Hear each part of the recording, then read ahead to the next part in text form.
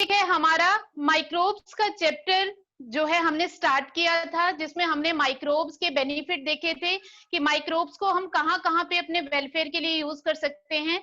सबसे पहले हमने उसमें हाउस होल्ड प्रोडक्ट्स के बारे में देखा था कि कहाँ पे हम हाउस होल्ड प्रोडक्ट्स में माइक्रोब्स का यूज कर सकते हैं। सेकेंड स्टेप में हमने देखा कि जो बेकरी इंडस्ट्री है और ब्रूवरी इंडस्ट्री, दो इंडस्ट्री होती हैं, उसमें भी हम माइक्रोब्स का बहुत यूज करते हैं in the form of bakers yeast and brewers yeast, Saccharomyces cerevisiae, वो भी हमने देखा। उसके बाद हमने देखा कि डिजीज को क्योर करने के लिए भी हम माइक्रोब्स का बहुत बड़े लेवल पे यूज कर सकते हैं in the form of antibiotics. और उसका लास्ट टॉपिक हमने किया था जुडिशियस यूज ऑफ एंटीबायोटिक्स, जिसमें आपको बताया गया था कि जो एंटीबायोटिक्स का यूज आजकल बहुत लार्ज स्केल पे हो रहा है वो गलत है। उसकी वजह से हमारे बहुत सारे माइक्रोब्स जो है उनमें रेजिस्टेंस डेवलप हो चुका है, तो उसके यूज को हमें लिमिट करना पड़ेगा। वो काफी सारे लेवल पे लिमिट किया जा सकता है। तो वो हमारा लास्ट टॉपिक था। तो आज हम माइक्रोब्स का यूज दो टॉपिक करेंगे, जिसमें हम देखेंगे, एक तो हम देखेंगे माइक्रोब्स का जो use for the formation of various types of acids. Second हम देखेंगे कि बहुत सारे एंजाइम्स भी हमें माइक्रोब से मिलते हैं। और एक और टॉपिक आज हम कवर करेंगे सीवेज ट्रीटमेंट का। तो let's start with the first, that is acids obtained from microbes. बहुत सारे एसिड जो है हमें माइक्रोब से मिलते हैं, जो अलग अलग जगह पे हमें बहुत ज्यादा यूज हम उनका करते हैं। तो सबसे पहले हम स्टार्ट करते हैं विद सिट्रिक एसिड। जो सिट्रिक एसिड है वो हमें कहाँ से मिलता है? तो ये कौन सा जो माइक्रोब है जिससे हमें सिट्रिक एसिड मिलता है, दैट इज एस्परजिलस नाइजर। आप सभी बच्चे एक बात का ध्यान रखेंगे सभी कि इस चैप्टर में सबसे इंपॉर्टेंट थिंग ही माइक्रोब्स के नेम है, साइंटिफिक नेम, और उनको लिखने का तरीका है। आप इसमें जो है प्रॉपर, जो आपने 11th क्लास में आप करके आए थे कि साइंटिफिक नेम में जो जीनस का नाम होता है उसमें फर्स्ट लेटर जो है वो कैपिटल होना चाहिए, स्पीशीज का नाम जो होता है उसमें जो फर्स्ट लेटर है इट शुड बी स्मॉल। और तीसरी चीज आपने वहां पे एक और पढ़ी थी रूल, जिसमें आपने कहा था कि अगर आप हैंड रिटन जो है ये नेम्स हो तो आपको जीनस और स्पीशीज को अलग अलग से अंडरलाइन करना है। जब तक आप ऐसे नहीं करते हैं आपके मार्क्स कहीं पे भी कट हो सकते हैं। पहली बात ये तो रूल्स के अकॉर्डिंग। दूसरी बात मैंने आपको पहले भी बताई थी कि स्पेलिंग मिस्टेक कहीं पे भी नहीं होनी चाहिए। ये बात सभी ध्यान से सुन लें, स्पेलिंग मिस्टेक बिल्कुल भी ना करें। यहाँ पे इंपॉर्टेंट ही माइक्रोब्स हैं, माइक्रोब्स के ऊपर चैप्टर है तो माइक्रोब का नाम सबसे इंपॉर्टेंट है, वहां पे स्पेलिंग मिस्टेक नहीं होनी चाहिए। तो सिट्रिक एसिड किससे मिलता है हमें? Aspergillus niger. और ये कौन सा माइक्रोब है? It is a fungus. ये एक फंगस है जिससे हमें सिट्रिक एसिड मिलता है। अब सिट्रिक एसिड हम कहाँ पे यूज करते हैं? हम जहां पे जो फूड है उसको प्रिजर्व करना होता है वहां पे सिट्रिक एसिड का यूज किया जाता है। इसके अलावा बहुत सारी मेडिसिन हैं जिनमें सिट्रिक एसिड का यूज किया जाता है। इंक की फॉर्मेशन में सिट्रिक एसिड का यूज किया जाता है। तो बहुत सारे यूज हैं सिट्रिक एसिड के। Now the second is butyric acid. तो बिट्रिक एसिड हमें किससे मिलता है? From Clostridium butylicum.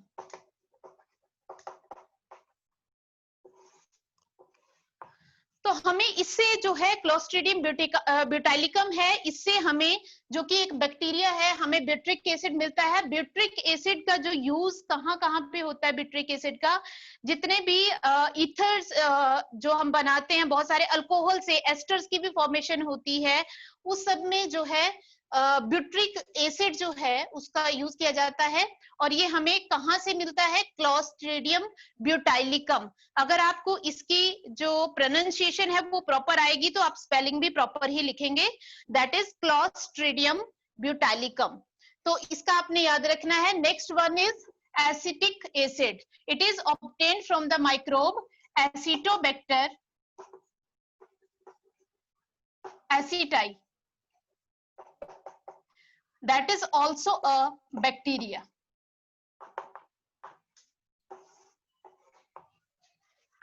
अब जो ये एसिटिक एसिड है, इसका भी कहाँ पे यूज होता है? सबसे ज्यादा यूज इसका फार्मास्यूटिकल्स में होता है। फार्मास्यूटिकल्स में बहुत सारी मेडिसिन जो है इससे बनाई जाती हैं। इसके अलावा बहुत सारे जो कलरिंग एजेंट्स हैं, जो कलरिंग के लिए हम डाइज वगैरह बनाते हैं, उसमें भी एसिटिक एसिड का बहुत ज्यादा यूज किया जाता है। Now the next one is lactic acid. Lactic acid से सभी नोन है, सभी जानते हैं लैक्टिक एसिड कौन बनाता है। That is lactobacillus.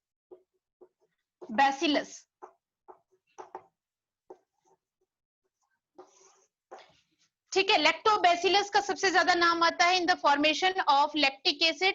तो लैक्टिक एसिड का यूज कहाँ पे किया जाता है? बहुत सारे फूड की प्रिजर्वेशन में किया जाता है। आइसक्रीम्स हैं, जेलीज हैं, इसके अलावा बहुत सारी अदर जो बेकरी की बहुत सारी चीजें हैं जिनमें हम लैक्टोबैसिलस का यूज करते हैं।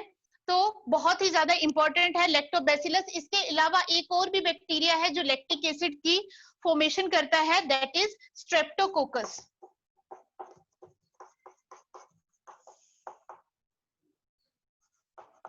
लैक्टिस। जो स्ट्रेप्टोकोकस लैक्टिस है, ये भी लैक्टिक एसिड की ही फॉर्मेशन करता है। तो इन दोनों माइक्रोब्स का बहुत ज्यादा यूज किया जाता है लैक्टिक एसिड की फॉर्मेशन में। और लैक्टिक एसिड का यूज वैसे ही कन्फेक्शनरीज में बहुत ज्यादा किया जाता है। Last one, alcohol. आपको पता है अल्कोहल की फॉर्मेशन किससे की जाती है? जिसको हम कहते हैं ब्रीवर्स ईस्ट। ब्रीवर ईस्ट कौन सी है? Saccharomyces cerevisiae.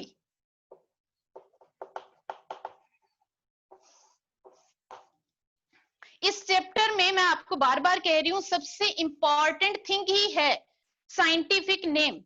आपको एनसीईआरटी में आपको इनके जो यूजेस हैं वो भी नहीं दिए हैं, आपको जस्ट इनके नाम है और किस माइक्रोब से हमें ये मिलता है, इन दो के नाम है। और यही आपको याद भी करने हैं कि किस किस से मिलता है। सिट्रिक एसिड, एस्परजिलस नाइजर जो कि एक फंगस है।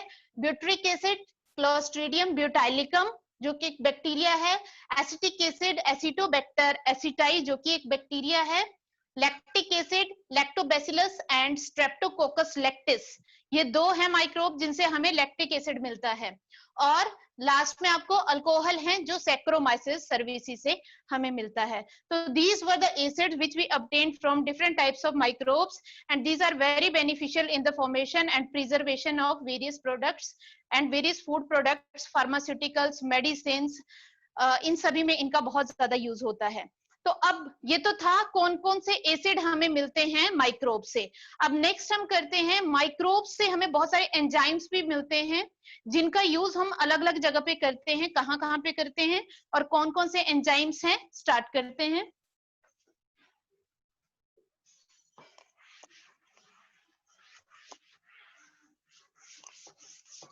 तो एंजाइम्स ऐसे हैं जो एज ए बायोएक्टिव मॉलिक्यूल्स भी यूज होते हैं। इतने एडवांस्ड एंजाइम जो है हमें इनमें से मिल रहे हैं। तो अब हम देखेंगे एंजाइम्स। हम देखेंगे कि हमें कौन कौन से एंजाइम जो है इनसे मिलते हैं। आप सभी को बोर्ड क्लियर है? जो मुझे पुष्पम दिखाई दे रहा है, पुष्पम बताएं बोर्ड क्लियर है? वर्ड्स क्लियर दिखाई दे रहे हैं आपको? Shivam?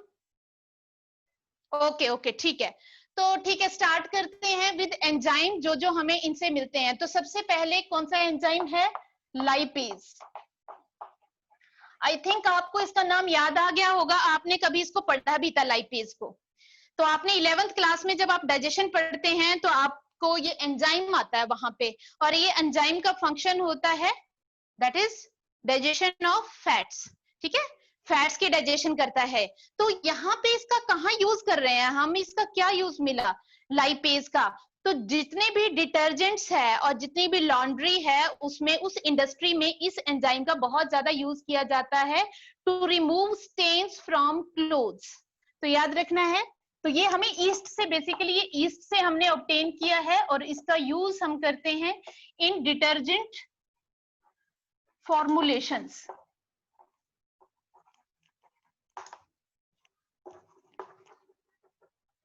laundry to remove oily stains,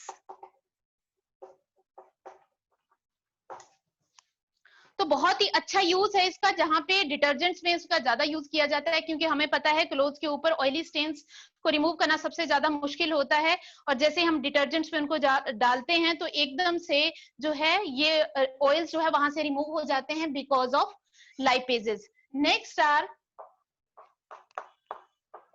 पेक्टिनेजेस and proteases. अब आपने इन दोनों का नाम भी, एक का नाम तो आपने सुन ही रखा होगा,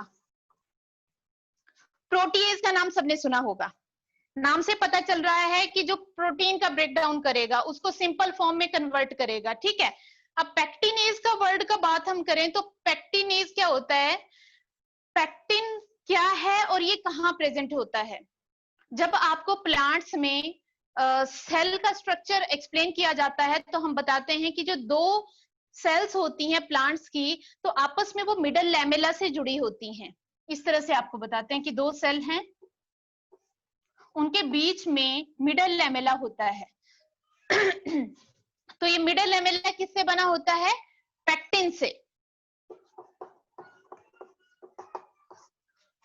तो ये पेक्टिन इसको डिसॉल्व, अब यहाँ पे हम इसका क्यों यूज कर रहे हैं, प्रोटीएज का यूज तो हमें आ गया कि that is digestion of proteins, लेकिन यहाँ पे हम पेक्टिनेज का यूज कहाँ पे कर रहे हो। आपने सभी ने एक चीज नोटिस की होगी कि हम जो भी घर पे भी जूस बनाते हैं हम, और हम जूस मार्केट से भी लाते हैं, बॉटल्ड जूस जिसको हम कहते हैं, तो आपने एक चीज वहां पे नोटिस की होगी कि जो बॉटल्ड जूसेस होते हैं मार्केट से आप लाते हो वो क्लियर होते हैं देखने में, और जो आप घर पे बनाते हो वो टर्बिड होते हैं। उसके पीछे क्या रीजन है कि जो घर पे जो जूस बनाते हैं वो इतने क्लियर नहीं होते as compare to market juices. उसके पीछे रीजन है क्योंकि जो आप घर पे बनाते हैं आप क्या करते हैं, उसका जब जूस बनाते हैं उसमें कोई डाइजेशन कोई ब्रेकडाउन नहीं होता, तो उसमें जो भी प्रोटीन्स होते हैं, जो भी पेक्टिन होता है मिडल लैमेला का, वो सारा का सारा उस जूस को टर्बिड बना देता, क्लियर नहीं होने देता। लेकिन जो आप मार्केट से लाते हो उन जूसेस को बनाने में हम इन दोनों एंजाइम का यूज करते हैं।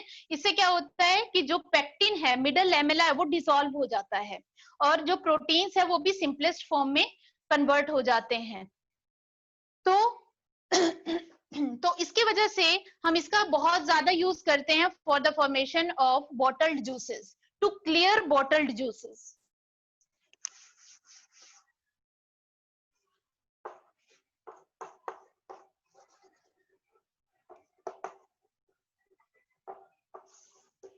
तो जो मार्केट से हम लाते हैं जूसेस उनको क्लियर करवाने में जो है इन दोनों एंजाइम्स का बहुत ज्यादा यूज किया जाता है। एग्जाम में ये क्वेश्चन बहुत बार आता है, ध्यान रखें, बहुत बार आ चुका है, लास्ट ईयर्स में बहुत सारे प्री बोर्ड्स में आता है, ये क्वेश्चन इंपॉर्टेंट है। Why home made juices are not clear as that of bottled juices, और दैट ऑफ मार्केट जूसेस, जो हम मार्केट से लाते हैं उससे क्लियर क्यों नहीं होते होममेड जूसेस। क्योंकि आपने बताना है क्योंकि जो बॉटल जूसेस हैं उनकी फॉर्मेशन में हम इनका यूज करते हैं, जिसकी वजह से ये मिडल लैमेला को या उसमें जो पेक्टिन है उसको डिसॉल्व कर देते हैं, तो उसकी टर्बिडिटी खत्म हो जाती है और प्रोटीन की भी हाफ डाइजेशन कर देते हैं। तो ये तो थे दो एंजाइम्स। नेक्स्ट एंजाइम है, थर्ड इज अमाइलेज।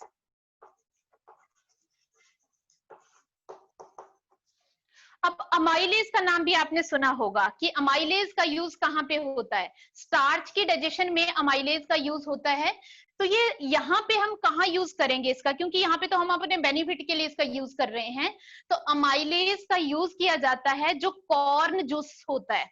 कॉर्न आप सभी जानते होंगे, कॉर्न सिरप भी होता है, कॉर्न आप खाते हैं, प्रिजर्व भी आते हैं कॉर्न जिनका यूज किया जाता है।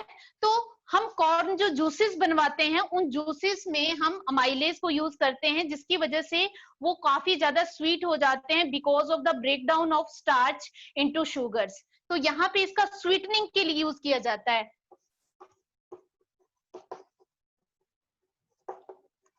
स्वीटनिंग ऑफ कॉर्न सिरप और juice by breakdown of starch into sugars।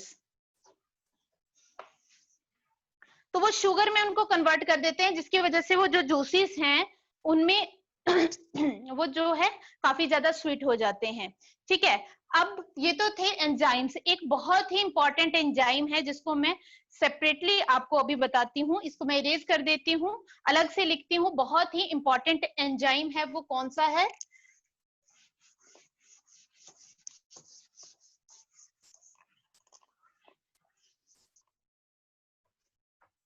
That is streptokinase.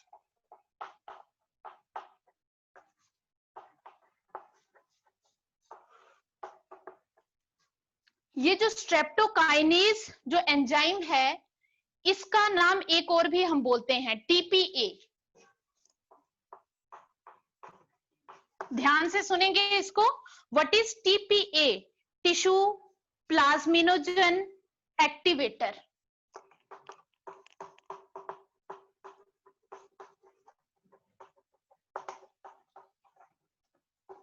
इसका जो फंक्शन है, वो फंक्शन बताने के बाद आप इसका जो मीनिंग है आपको तब समझ में आएगा जब इसका फंक्शन बताऊंगी मैं अभी। इसका एक और नाम हम बोलते हैं क्लॉट बस्टर।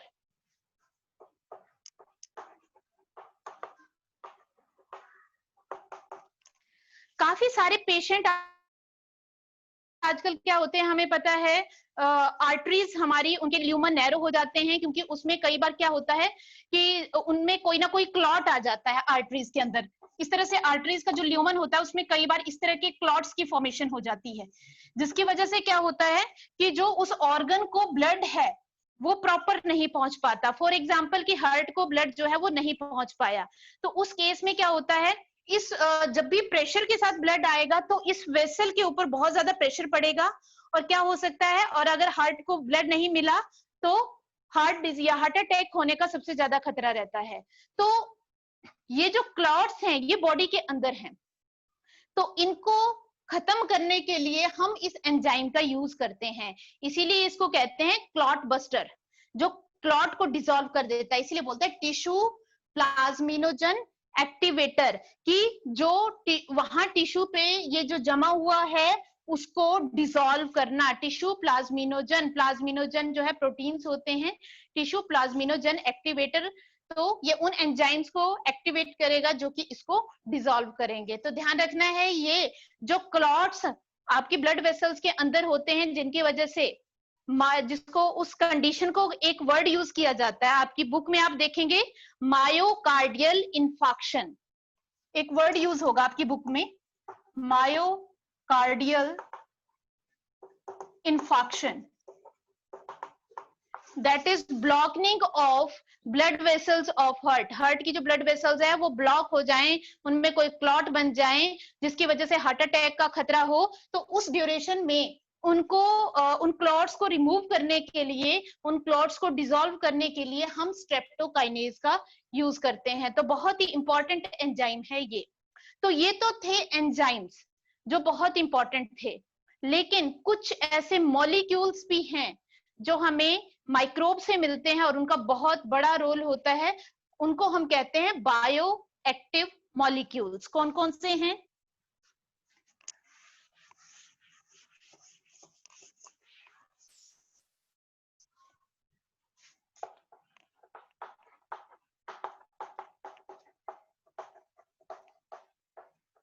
ये वो मॉलिक्यूल्स हैं जो हमें किसी भी माइक्रोब से मिले, ये दूसरे ऑर्गेनिज्म की बॉडी में जाके उनकी प्रोसेसेस को चेंज कर देते हैं, उनमें जो केमिकल रिएक्शन हो रहे हैं उनको चेंज कर देते हैं। तो इसीलिए इनको कहते हैं बायो एक्टिव, जो दूसरे की बॉडी में जाके भी अपनी एक्टिविटी शो कर दें। तो ये कौन कौन से बायो एक्टिव मॉलिक्यूल हैं? तो सबसे पहले आता है इसमें साइक्लोस्पोरिन ए। साइक्लोस्पोरिन ए जो है वो एक फंगस से हमें मिलता है, दैट इज किस फंगस से मिलता है? ट्राइकोडर्मा। ट्राइकोडर्मा जो है एक, ट्राइकोडर्मा पॉलीस्पोरम जो है एक फंगस है जिससे हमें ये बायो एक्टिव मॉलिक्यूल मिलता है, ट्राइकोडर्मा पॉलीस्पोरम। स्पोरम, जो कि एक फंगस है। तो इस फंगस से हमें ये मॉलिक्यूल मिलता है। अब इसका क्या फंक्शन है? आपको पता है आजकल जो है बहुत ज्यादा डिमांड है किस चीज की? ट्रांसप्लांटेशन के लिए ऑर्गन्स की बहुत ज्यादा डिमांड है। लेकिन जब ट्रांसप्लांटेशन किया भी जाता है तो उस केस में कहा जाता है कि उसके रिजेक्शन के चांसेस बहुत ज्यादा होते हैं। आपको मेरे ख्याल से यही चीज मैं पढ़ा के हटी हूँ। आपका एक ह्यूमन हेल्थ एंड डिजीज का चैप्टर था जिसमें मैंने आपको बताया था कि जो ग्राफ्ट होते हैं, जो ट्रांसप्लांटेड टिश्यू होते हैं, हमारी बॉडी उनको रिजेक्ट करती है। तो हमारी बॉडी में कौन उनको रिजेक्ट करता है? आपको बताया गया था कि उसमें जो टी लिम्फोसाइट्स होती हैं वो इनको रिजेक्ट करती हैं, क्योंकि उनकी कैपेबिलिटी होती है to recognise self from non self. वो बता सकती हैं कौन सी हमारी बॉडी की सेल्स है, कौन सी अदर बॉडी की सेल है। तो जब भी हम कोई ट्रांसप्लांट करते हैं, कोई ग्राफ्ट किसी की बॉडी में डाला जाता है, तो उस टाइम पे ये सेल्स उसके अगेंस्ट वर्क करती हैं, उसको खत्म कर सकती हैं उसकी सेल्स को। तो उस टाइम पे ये साइक्लोस्पोरिन ए उन पर्सन्स को दिया जाता है, जिससे क्या होता है, ये साइक्लोस्पोरिन ए इम्यून सिस्टम को सुप्रेस कर देता है। It is immunosuppressive agent.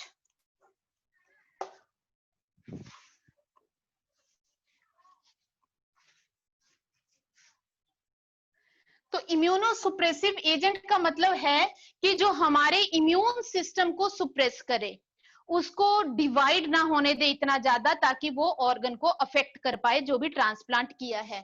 तो काफी इंपॉर्टेंट है ये साइक्लोस्पोरिन ए। ये एक बायोएक्टिव मॉलिक्यूल है, काफी बार एग्जाम्स में आता है। एक और बायोएक्टिव मॉलिक्यूल है, कौन सा है? That is statins.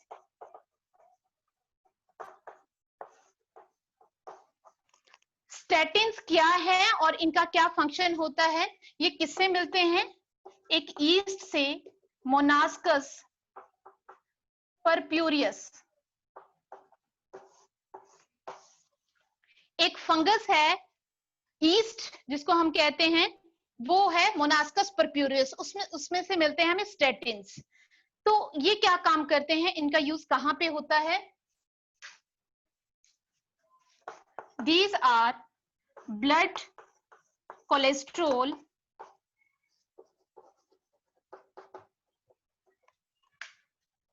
lowering agent। ये क्या करते हैं? आपका जो ब्लड कोलेस्ट्रॉल है उसको कम करते हैं। लेकिन कैसे करेंगे? ऐसा नहीं है कि ये कोलेस्ट्रॉल का ब्रेकडाउन करेंगे, नहीं, ऐसा नहीं करते हैं। ये क्या करते हैं, जो कोलेस्ट्रॉल बनाने वाला एंजाइम हमारे में प्रेजेंट है, जो कोलेस्ट्रॉल की फॉर्मेशन करता है, उसकी एक कॉम्पिटिटिव इनहिबिशन करते हैं। क्या करते हैं? अभी बताती हूँ क्या होती है कॉम्पिटिटिव इनहिबिशन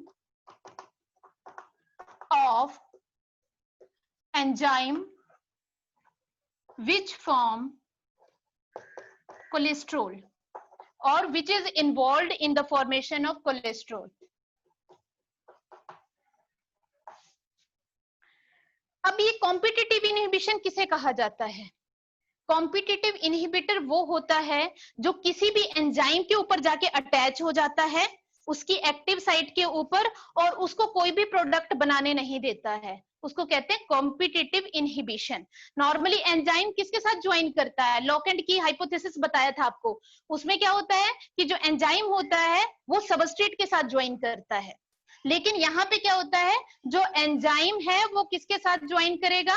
उसके साथ स्टैटिन्स ज्वाइन कर जाते हैं। स्टैटिन्स ज्वाइन करेंगे तो वो एंजाइम अपना प्रोडक्ट नहीं बना पाएगा, तो कोलेस्ट्रॉल नहीं बनेगा उस ह्यूमन बीइंग में।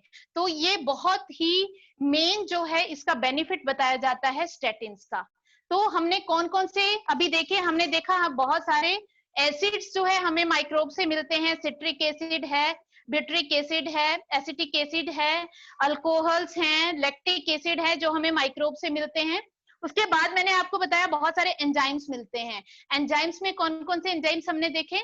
हमने देखे लाइपेजेस, पैक्टिनेजेस, प्रोटीएजेस, अमाइलेजेस और स्ट्रेप्टोकाइनेज, ये देखे। और लास्ट वाले दो हमने देखे बायो एक्टिव मॉलिक्यूल, कौन कौन से? Cyclosporin A and statins. तो ये दोनों के दोनों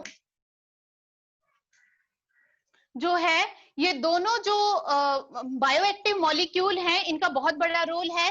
साइक्लोस्पोरिन ए का है immunosuppressive agent during transplantation of organs, and statins, these are blood cholesterol lowering agent, जो हमारे ब्लड कोलेस्ट्रोल को कम करते हैं। तो ये तो थे हमारे क्या क्या प्रोडक्ट्स मिलते हैं हमें। तो एक काफी बड़ा टॉपिक है जो हम आज आगे डिस्कस करेंगे, वो कौन सा टॉपिक है? सीवेज ट्रीटमेंट में माइक्रोब्स का क्या रोल होता है। व्हाट इज सीवेज, सीवेज को कैसे ट्रीट किया जाता है, कौन कौन से माइक्रोब्स का हम उसमें यूज करते हैं। हालांकि माइक्रोब्स के नाम नहीं है उसमें, लेकिन सीवेज ट्रीटमेंट की प्रोसेस है आपको जो बहुत इंपॉर्टेंट है। तो let's start with the sewage treatment.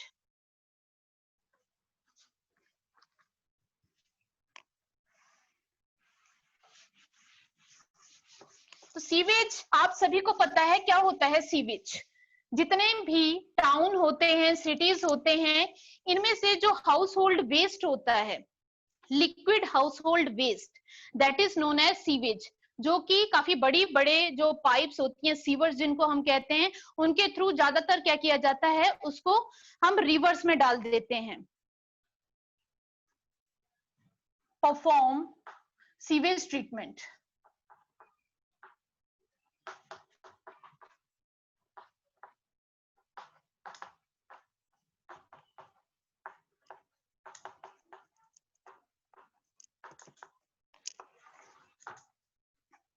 तो ये स्टार्ट कर देते हैं हम चैप्टर। अगर ये कंप्लीट नहीं हो पाया तो नेक्स्ट जो वीडियो होगा उसमें हम इसको कंटिन्यू करेंगे। तो माइक्रोब्स इन सीवेज ट्रीटमेंट, सबसे पहले तो सीवेज हम देखते हैं क्या होता है। सभी को पता है कि सीवेज एक कलेक्टिव टर्म है जो म्युनिसिपल वेस्ट जो होता है, लिक्विड म्युनिसिपल वेस्ट है, उसके लिए टर्म दी गई है। It is collective term used for